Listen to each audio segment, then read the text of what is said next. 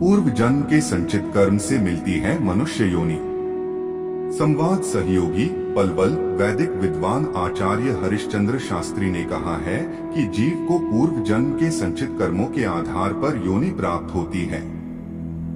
संचित शुभ कर्मों के आधार पर ही मनुष्य योनि प्राप्त होती है।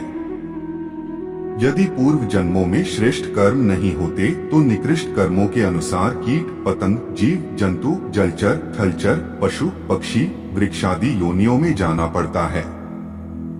हमने श्रेष्ठ कर्म किए थे, इसलिए हमें मानव का जीवन प्राप्त हुआ।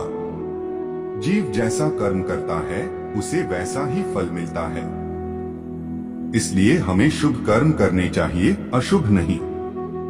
वीडियो में आगे बढ़ने से पहले हमारे YouTube चैनल हिंदू ज्ञान संगम को लाइक सब्सक्राइब करें और कमेंट में जय श्री राम लिख दे। आपका कल्याण ही कल्याण होगा। शास्त्री आर्य समाज आदर्श कॉलोनी के तत्वावधान में आयोजित सत्संग कार्यक्रम में प्रवचन कर रहे थे। उन्होंने कहा कि शुभ व अशुभ कर्मों का फल अवश्य भोगना पड़ेगा।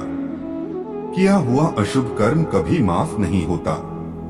तीर्थ यात्रा नदी स्नान आदि कर्म करने से ईश्वर अशुभ कर्मों को माफ नहीं करता।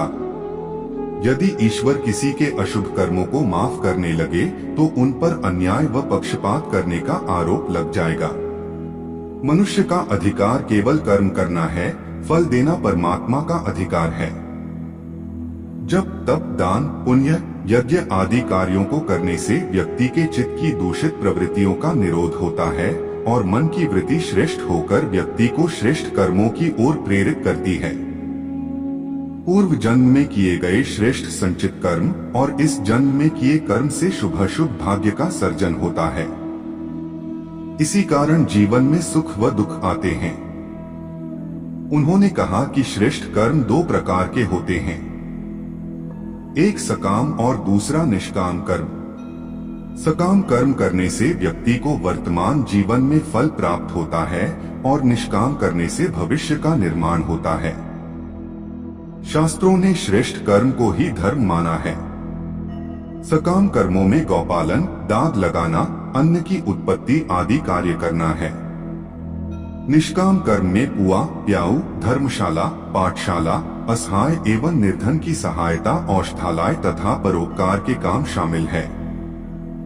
इन कर्मों के करने से मनुष्य को अगले जन्म का भाग्य प्राप्त होता है। इन्हीं को संचित कर्म कहते हैं। आज के लिए बस इतना ही। मिलते हैं न्यू वीडियो पर। जय हिंद जय भारत।